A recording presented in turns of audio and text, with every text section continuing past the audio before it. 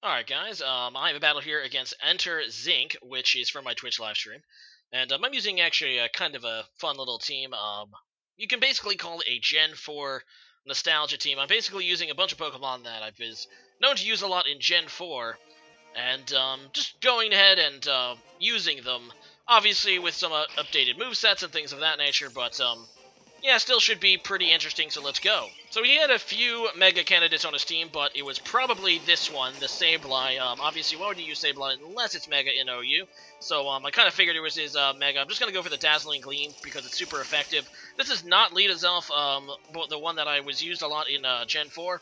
This is actually a Nasty Blot one, and it dies in one hit to the knockoff, so that kind of made me sad, but not entirely unexpected. I'm going to go out now into my Umbreon, and this is a fun little catch-you-off-guard curse, rest, Umbreon. Kind of like what Snorlax used to do, but in a more annoying body. And I kind of stay in, knowing that he probably has Will-O-Wisp, but it's fine. I do have Rest, so I can get rid of it, and I can also get rid of that Toxic that this fat little Chansey thing tries to set up on me. I'm just going to continue going for the Curse, because as I see it, this is basically free setup. This Chansey can really do nothing to threat me, and as long as he decides he wants to stay in, I'm just going to get free Curses, and you know, at +6/+6, if that's what he gives me, I'm going to be able to sweep. So I'm just thinking I'm just going to take the free curses. I'm not really afraid of the Toxic, although I'm going to need to make sure that I rest at the right time in order to, you know, not die. But, yeah, aside from that, I feel pretty confident just staying in and setting up, because I know that this Toxic is not going to limit my turns at all. And, yeah, he's going to set up Stealth Rocks, but each turn that he lets me set up a curse, there's some sweeping potential there. Anyway, I'm going to set up another curse as he goes into Tentacruel. And I really don't know what to expect. In fact, I really should have expected Acid Spray, but for some reason I wasn't thinking about it. He's actually going to make a risky play. He does have Acid Spray, but instead he's going to first try to set up Toxic Spikes on me, which are nice entry hazards since I don't have a way to get rid of them. But, I mean, that's at the cost of giving me more chance to set up. I'm just going to go for the rest. I just wanted to see what he would do. I wanted to see what he was going to try to do. I guess I could have probably just went for another curse again, but either way, it does get rid of the Toxic too, so that's not too bad. He's going to set up that second layer, as I'm just going to go and now go for my Sleep Talk, hoping to get either a payback or another curse off the Sleep Talk. And I do get payback, which nearly kills it in one hit, which is pretty awesome. He's going to now try to go for Acid Spray, so maybe he should have went for that sooner to force a switch, since Acid Spray is going to force me to switch eventually. Obviously, I can't really deal with having minus special defense. This set kind of only works due to Umbreon already having amazing special defense, and when you have -2 special defense, your special defense ain't that amazing. Although, thankfully for me, off that second Sleep Talk, I did get another payback, so I'm able to take out that Tentacruel, which is kind of nice. Now, I'm actually going to switch out this turn, and I do that for because I know I'm going to have to switch anyway. I'm not going to take a Moonlight very well, and I just wanted to... I'm sorry, a Moon Blast, rather.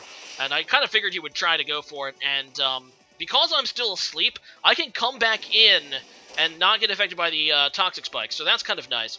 Anyway, these Clefairies usually end up carrying a Flamethrower or Fire Blast or something, so I'm just going to go for the U-turn, just in case he wants to try to go into Slowbro too. It's kind of safe, because, like I said, Clefable usually can carry a Fire move, not to mention if he does go into his Slowbro, which he has, it'll do super effective damage. So that's the reason I did not lock myself into Bullet Punch quite yet. I instead go into Tyranitar, seeing that he stayed in, making me think that he does indeed have the Fire move. He does try to go for the Fire Blast, and that's pretty cool for me. So I'm going to just Mega Evolve, and yeah, I'm just going to actually go for the Iron Head, because it is super effective. I was hoping that it would kill, but it doesn't quite, although I do get the flinch, so I guess you got to take what you can get. I didn't have to take a Moon Blast, so that's kind of nice. He's going to withdraw it now, not wanting to lose Clefable quite yet. He ends up going into Twink his Jirachi, and that's fine, because I was actually just trying to finish this thing off with Crunch. I figure, why do I need to go for another Iron Head? I might as well just go for Crunch. It'll kill it at this point, even with the resistance due to my stab. So, not to mention, yeah, Crunch is really powerful, obviously, on a stab Mega Tyranitar. And it ends up working in my favor. Jirachi is no longer resistant to dark moves, being that this changed to Steel in Gen 6. So that is a super effective Crunch. I was actually kind of surprised it lived. I mean, I guess I don't have a Dragon Dance up, but still kind of surprising that Jirachi was able to take even just one. And as you can see, it does have the leftover, so I know I don't have to worry about it being a Choice Scarf set. So that's kind of nice. I'm just actually going to Swampert to scare it away, slash maybe set up Stealth Rocks of my own. So yeah, he ends up just going, switching out, and he goes into this Slowbro thing, which is obviously the physical wall of death, and I really can't do anything to it with my Swampert. Best I could do is just Scald and hope for a burn, even though it's not really going to hurt this thing because it's special attacker. It's a special attacker. There you go. That's words. Let's use them. Alright, so Swampert is going to switch out. I go into Celebi because this is, you know, a special attacking Celebi. I do have Leaf Storm on it, so I'm kind of figure it could do good damage to Slowbro. And he actually just double switches into Chansey, which is a good double switch for him, because I can't really do anything to a Chansey, obviously. So I am going to switch out into Umbreon again, because I don't think he can do anything to Umbreon, to be honest. He's just going to go for the Wish, I guess, to see what I would do. If I did attack him, he could just heal it right off, or also to try to switch into something else. And yeah, he does try to go into Twink, but I'm actually just going for the payback, predicting this. I figure that he's going to... If he went for the Wish, I didn't attack him, so he's probably going to try to heal one of his other Pokemon, you know, for the Cleric role. And, yeah, I was hoping it was the Jirachi, because I kind of figured a super effective payback would be able to do the trick, and it does, so thank God for that, I'm able to take it out. I wouldn't have been able to take out the Clefable, I think, because Clefable does have that resistance, not to mention a little bit more bulk investment, so, yeah, I don't think it would have been able to kill that, but still a good play by me, because I'm able to take out that Jirachi, and he basically wasted the Wish. And I'm just going to set up again. He goes right back into Chansey. I'm not really sure why, in fact, because to me, this is just free setup. He's going to try to go for the Toxic again, which, you know, I'm okay with. Like, I already kind of showed him that I was a rest talker, so not really sure what he's hoping to get off the Toxic. I guess he's hoping, well, he's trying to get me to have to rest again at some point. But honestly, that's like a minor inconvenience at this point, so I'm not really sure if I would have used that turn to do that, but whatever. I can't really do damage to the Clefable, though, and I'm hoping that I can get enough stuff that I can actually kill it. I go for the payback, I guess, to deal damage to Chansey, slash, I think I was actually predicting the Clefable switch there, hoping that I'd be able to kill it. But, yeah, I'm hoping to kill it after Stealth Rocks, because I forgot that Magikarp protected against that, and this turn he does switch into it. If I would have actually gotten another one of those, bulk, sorry, I say bulk up, but it's actually curse. If I would have gotten another curse, I would have been able to kill it, so that's kind of bad for me. Oh well, as you can see, he lives just barely. If I would have gotten that Stealth Rock damage, it would have killed it. But, yeah, Magikarp is a thing, and now this thing's back to full health, and I really can't match up against this. Honestly, he does have the super effective Moonblast. I kind of want to see how much that does to Umbreon, so I'm actually just staying in and going for the rest here. The other reason I'm going for the rest is so I can just switch out and not to worry about Toxic Spikes. Yeah, that's a thing, and this Clefable's continue to be a troll. Now he goes for the Fire Blast, predicting Scissor, and I kind of figured he would try to go for that, predicting my Scissor switch, so I actually stay in, as I said. Not to mention, if he does go for the Moonblast, I am interested in knowing how much damage it would do. And I do get another curse off the Sleep Talk, so that's pretty good. I am going to stay in, I think, again, figuring that I know I can take at least one Moonblast. That's not really a problem. And like I said, I kind of want to know how much it would do to me. So I do stay in, and I do get Moonblasted, and as you can see, it does a fair chunk. Not a very good chunk for me. Probably would not be able to win against this one-on-one, if I had to guess. That's just a little too much, and whatever. Anyway, as you can see, Payback doesn't really do much to him, and he probably has Soft Boil or something. Maybe he doesn't, because he has that Wish guy, but he probably does have Soft Boil, what am I saying?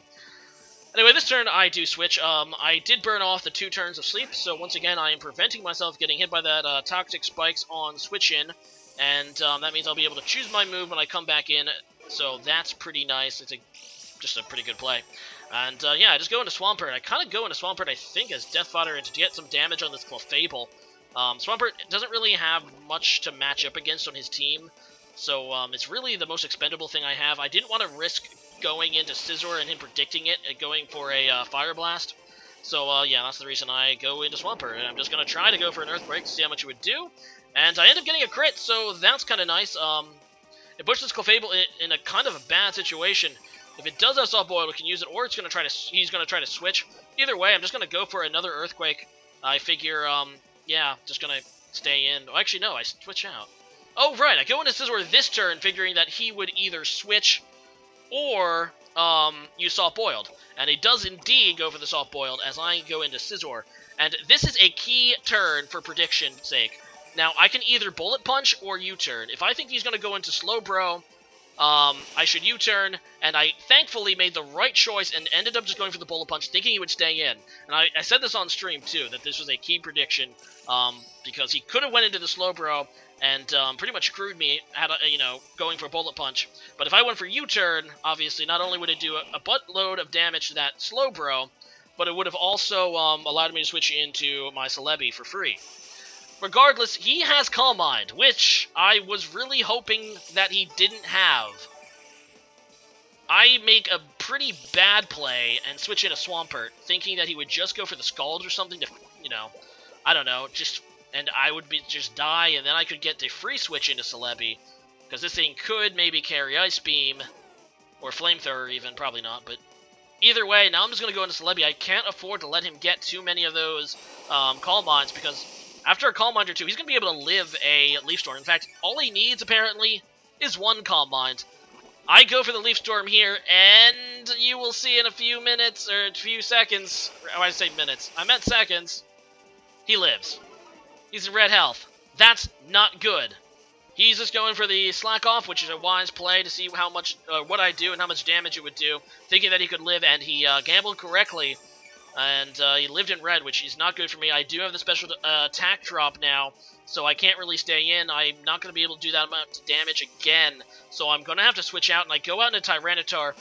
He's probably just going to try to go for another Slack Off in case I want to try to stay in and Leaf Storm again. So I figure, okay, now we have to deal with a full health Slowbro again. So see how much that did. I just need to wither this Slowbro down to a point that I can kill with Leaf Storm. If he has really any damage on him when my Celebi comes back in, I should be able to KO with Leaf Storm. So I'm just going to go for the Crunch. It is stab and super effective, so I figure I should be able, even with Slowbro's massive defense, I should be able to do a little more than half. And as you can see, I do a little bit more than half. He's going to just go for the Slack Off, actually thinking, I guess I would do less than that, and he's just going to wait for the Toxic to kill me. But that is exactly the kind of damage that I wanted to see, because I know that if it goes this way, and he's going to Toxic Stall Tyranitar, and if he does, I will get that Slowbro weak enough that I can come in and either scare it away or kill it with Celebi, but it is going to cost me Tyranitar. Although, thankfully for me, I do end up getting that defense drop with the Crunch, which is another thing that could have went my way. Either that or a crit, obviously, because now he can't stay in. Because now I'm going to be doing even more damage with Crunch, so he either has to sacrifice something. None of his Pokemon that are left on his team are strong enough or healthy enough to take a Crunch from my Tyranitar. So he's basically forced, now that I got that defense drop, to sack something. He wisely chooses not to sack the Slowbro, instead getting rid of that Chansey, so I am able to take that out. So there you go, Tyranitar doing some significant work, but more importantly that Slowbro lost its Calm Mind because it was forced to switch out. And on top of that, it does have some damage on it, although I think it'll heal mostly using Regenerator. Regardless, I go into Scizor. It's a safe play. His last two Pokemon are the Sableye and Slowbro. And, yeah, it's a safe play either way. I'm just going to go for the U-turn. If he goes into Slowbro, obviously that works for me. And if he stays in, he's just going to die with Sableye, and now I can get that free switch. I know that his last Pokemon is Slowbro, so now I can just go safely into Celebi, and without a Calm Mind, he is not going to be able to live a Leaf Storm, so this is GG.